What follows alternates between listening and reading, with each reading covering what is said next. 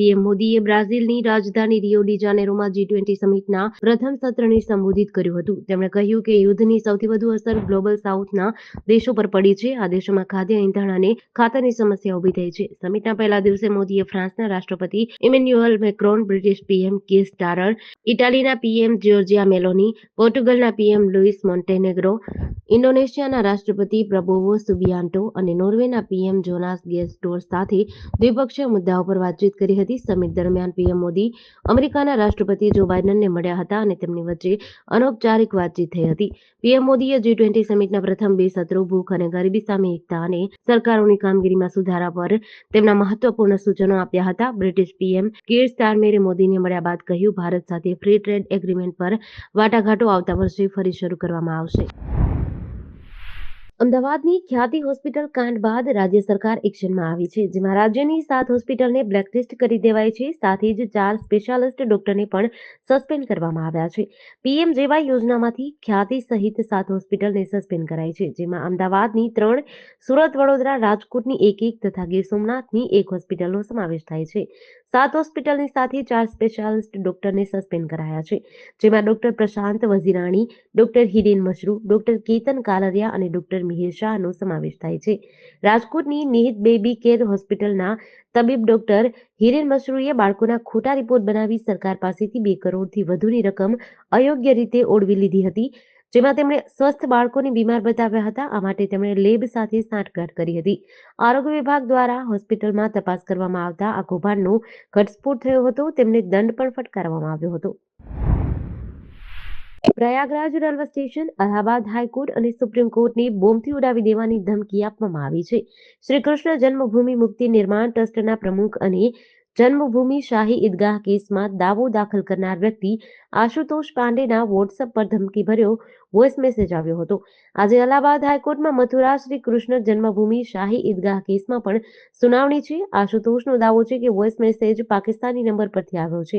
મથુરાના Ashutosh પાંડેને Pakistani number પરથી ગત રાત્રે 1:30 વાગ્યાની આસપાસ વોટ્સએપ પર 6 ધમકી ભર્યા વોઇસ મેસેજ મળ્યા હતા. આ પછી રાત્રે 2:30 વાગ્યે વોટ્સએપ કોલ દ્વારા ધમકી આપી હતી. આશુતોષ શ્રી કૃષ્ણ જન્મભૂમિ શાહી ઈદગાહ કેસમાં પક્ષકાર છે. તેઓ શ્રી કૃષ્ણ જન્મભૂમિ મુક્તિ નિર્માણ ટ્રસ્ટના અધ્યક્ષ પણ છે. 19મી નવેમ્બરે તમને જણાવીશું કે બોમ્બમારો કરીશું, હાઈકોર્ટમાં તને બોમ્બથી ઉડાવી દઈશું જેવી ધમકી આપી હતી. વલસાડના પારડીના રેલવે ફાટક પાસે રહેતી 19 વર્ષીય યુવતી ટ્યુશનથી પરત ફરતી હતી. તે દરમિયાન અજાણ્યા વ્યક્તિએ તેનો પીછો કરી રેલવે ફાટક પાસે આવેલી આંબાવાડીમાં યુવતીને બંધક બનાવી યુવતી ઉપર દુષ્કર્મ આચરી ગળું દબાવી હત્યા કરી હતી.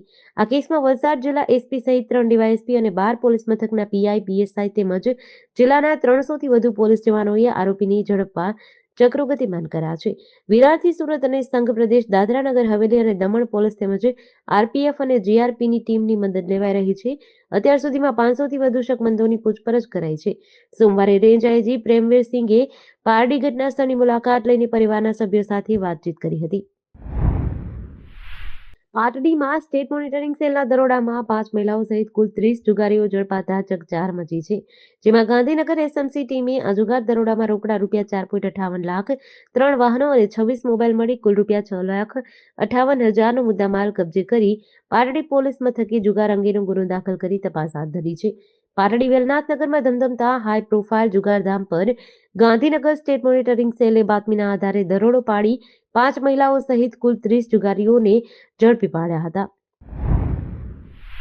આણંદ નગરપાલિકાના વોર્ડ નંબર 6ના ભાજપના સસ્પેન્ડેડ કાઉન્સિલર દીપુ ગોરધન પ્રજાપતિએ શહેરમાં જ રહેતી એક પરિણીતા ઉપર દુષ્કર્મ ગુજાર્યાનો કિસ્સો પ્રકાશમાં આવતા ખળભળાટ મચ્યો છે.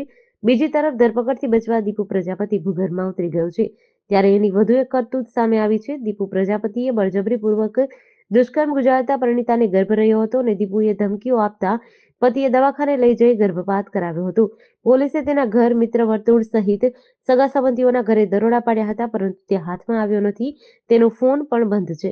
આ તમામ વાતો વચ્ચે દુષ્કર્મી કાઉન્સિલરની વધુ એક કરતૂત બહાર આવી છે, જેમાં ગત જૂનમાં પરિચય કેળવ્યા બાદ 15 દિવસ બાદ જ દીપુ પ્રજાપતિ પરિણીતાના ઘરે પહોંચી ગયો અને તેના પર દુષ્કર્મ આચર્યું હતું.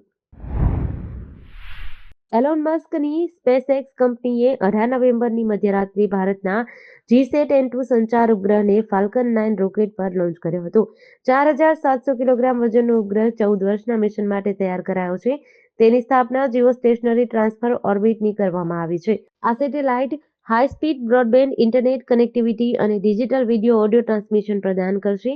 GSAT-N2ને એવી રીતે ડિઝાઇન કરવામાં આવ્યું છે કે તે ઉડાન દરમિયાન એરોપ્લેનમાં મોબાઈલ ઇન્ટરનેટ સુવિધા પ્રદાન કરશે. આ પ્રથમ વખત છે જ્યારે ભારતીય અવકાશ સંશોધન સંસ્થાએ અમેરિકન ઉદ્યોગપતિની કંપનીની મદદથી તેના સંચાર ઉપગ્રહને અવકાશમાં મોકલ્યો છે. મહત્વનું છે કે GSAT-N2 1990 પછી અમેરિકન પ્રક્ષેપણ વાહન દ્વારા અવકાશમાં મોકલવામાં આવતું પ્રથમ ઇસરો અવકાશયાન છે, જે પહેલા INSAT-1D લોન્ચ કરવામાં આવ્યું હતું. GSAT-20 ઉપગ્રહને ખાસ કરીને દૂરના વિસ્તારોમાં કમ્યુનિકેશન સિસ્ટમ સુધારવા માટે બનાવવામાં આવ્યો છે. અમરેલી જિલ્લામાં રાજુલા પોલીસ સ્ટેશન વિસ્તારમાં સરકારી હોસ્પિટલ પાસે આવેલ મગનભાઈ ચૌહાણ નામના વ્યક્તિ પસાર થતા રિક્ષામાં બેસાડી નજર ચૂકી ખિસ્સામાંથી રોકડ રૂપિયા 10,000ની ચોરી કરી નાસી જતા રાજુલા પોલીસ સ્ટેશનમાં ફરિયાદ નોંધાવતા રાજુલા પોલીસની ટીમ અલગ અલગ દિશામાં તપાસ હાથ ધરી હતી. ટેકનિકલ સોર્સના આધારે તપાસ કરી ચોરીમાં ગયેલા મુદ્દામાલ સાથે 2 પુરુષ ઇસમ અને એક મહિલા ઓટો રિક્ષા ઝડપી લીધી છે, જેમાં આરોપી દીપક ઉર્ફે ઋત્વિક કરમશીભાઈ સોલંકી તેમજ જેનિસ રાજેશભાઈ ચૌહાણ, ચકુબેન પ્રવીણભાઈ વેકરિયા એમ ત્રણેય આરોપીની ધરપકડ કરીને રોકડ રકમ 9,100, CNG રિક્ષા, 4 મોબાઈલ સહિત 30,000 રૂપિયાનો મુદ્દામાલ કબજે કરી રાજુલા પોલીસે વધુ તપાસ હાથ ધરી છે. પૂછપરછ દરમિયાન આરોપીઓ દ્વારા વધુ 10 નાના મોટા ચોરીના ગુનાની કબૂલાત આપી હતી.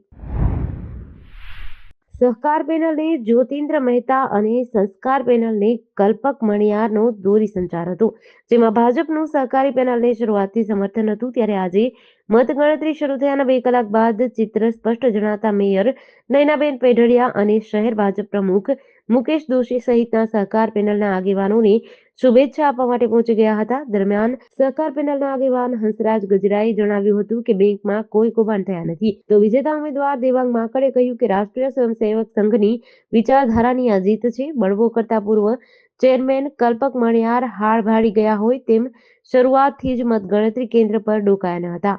હવે 23મીએ નાગરિક બેંકના ચેરમેનની જાહેરાત થવાની છે, ત્યારે તેમાં દિનેશ પાઠકનું નામ સૌથી આગળ હોવાનું માનવામાં આવી રહ્યું છે. પ્રદેશની સૌથી વધુ ઠંડી માઉન્ટ આબુમાં નોંધાઈ છે. શિયાળુ સત્રમાં અહીંયા તાપમાન માઇનસમાં જતું હોવાથી હિલ સ્ટેશનમાં બરફ છવાયેલો જોવા મળે છે, જેથી શરૂઆત થઈ ગઈ હોવાથી 2 દિવસમાં તાપમાન 4 ડિગ્રી નીચું આવતા 5 થી 1 ડિગ્રી થઈ ગયું હતું. ઠંડીનો પ્રકોપ થવા લાગ્યો છે, જેથી ચોમેર તાપણા કરવામાં આવી રહ્યા છે. ગરમ વસ્ત્રોથી ઠંડી સામે રક્ષણ મેળવવાના પ્રયાસો પણ થઈ રહ્યા છે. આવા આહલાદક વાતાવરણમાં સહેલાણીઓ મોટી સંખ્યામાં ઉમટી પડ્યા છે. ગુલાબી ઠંડીમાં માઉન્ટ દર્શન, અન્ય લખીનેકમાં નૌકા વિહારનો આનંદ પણ માણી રહ્યા છે. ડિસેમ્બરમાં માઉન્ટ આબુમાં તાપમાન માઇનસ થતું હોવાથી બરફની પડો જામી જતી હોય છે, જેથી જીવન પર માઠી અસર પડતા લોકો મોડે સુધી રોજિંદા જીવનના કાર્યો પણ કરતા અટવાય છે.